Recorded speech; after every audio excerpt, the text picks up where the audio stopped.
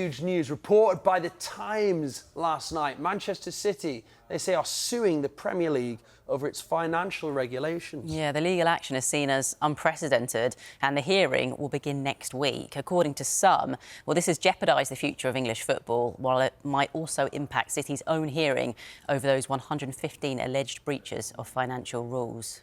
Well, less than 3 weeks ago, City, of course, lifted their 4th Premier League title in a row, but they claim they are at a disadvantage because of the Premier League's associated party transaction rules. These regulations mean commercial deals with companies linked to club owners have to be independently assessed to ensure they are a fair market value. Well, The Times are reporting that City have submitted a 165-page legal document in which they accuse rival clubs of discrimination against Gulf ownership. They argue that sponsors linked to club owners should be allowed to determine how much they want to pay, regardless of independent value.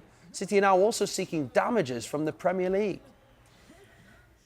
Well, like I said a minute ago, the hearing will begin on Monday and is expected to last around 2 weeks. The Premier League's 19 other clubs have been invited to participate, and The Times understands between 10 and 12 have stepped forward, with at least one submitting a witness statement in support of City and more than half siding with the Premier League. Well, City argue that they are the victims of discrimination. They claim the rules are designed to stifle their success on the pitch, claiming this is the tyranny of the majority. These associated party transaction rules were introduced in 2021. That was after the Saudi-led takeover of Newcastle United. 18 Premier League clubs voted in for these rules. City abstained on that vote. Well, City also want changes to the current voting system for the Premier League's regulations. Currently, 14 clubs need to vote in favour for a motion to pass. The Times have also reported that City's own hearing over 115 alleged breaches of financial rules will be heard in November and last 6 weeks long. City have denied all wrongdoing. Really, you should spend what you earn. So, if you can earn more, you can spend more. What happens now is that independent auditors make sure that the deal is fair market value. So what that connected business is paying you is the market value. It's not paying an inflated sum. So you are not getting around the rules and putting more money into your own club. I think the majority of clubs are in favour of the rules as they are, but I think it's pretty close. And according to Matt Lawton in The Times, the Premier League have asked the other clubs to get involved in this case. For instance, by providing witness statements. And Matt believes that between 10 and 12 clubs have backed the Premier League. Manchester City have been accused of breaking the Premier League's financial rules from 2009 to 2018. They, of course, insist that they have done absolutely nothing wrong and they will be defending themselves at this hearing. But some of those charges are to do with sponsorship deals with associated parties.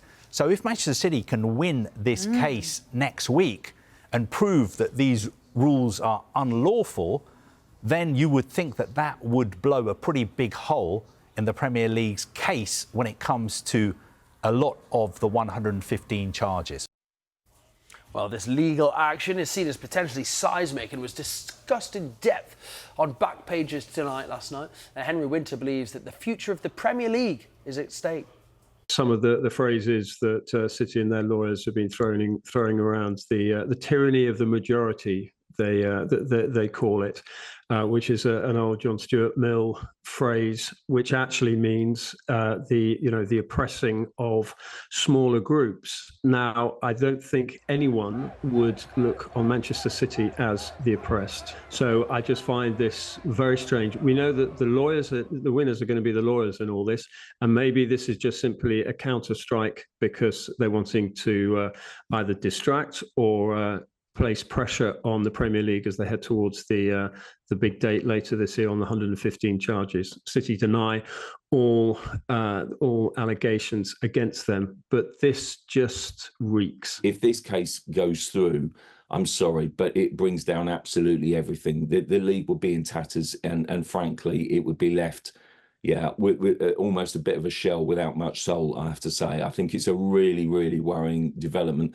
I can't believe that too many right-minded City fans would be on board with this. I mean, listen, I love Manchester City and the way that they play, the way that they set up their teams. Pep Guardiola, the best manager, of all time almost, and it's wonderful to see. But the off-the-field stuff, this stuff is just, honestly, it leaves you shaking your head in absolute despair. It's a really, really worrying development, I must say. I just hope that the right-minded clubs actually get together and, stare down City and the Premier League stand up to this, because the future of the Premier League's at stake here, and that's not hyperbole to say that. This is just potentially so damaging.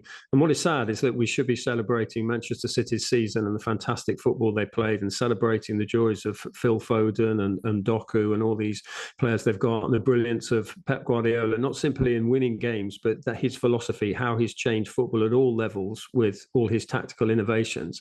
And yet now Manchester City are being just associated with greed. We always say about the Premier League is the best in the world. One team can beat another on any given day. That's what we're fighting to maintain here. That's at the heart of this. And that's, I think, the message that has to be, portrayed within that room at the Premier League AGM on Thursday. It's vital that we keep the Premier League competitive, entertaining and watchable. And I have to say, if some of these cases sort of succeed, it will open the floodgates for more, and we will lose the beauty of the Premier League.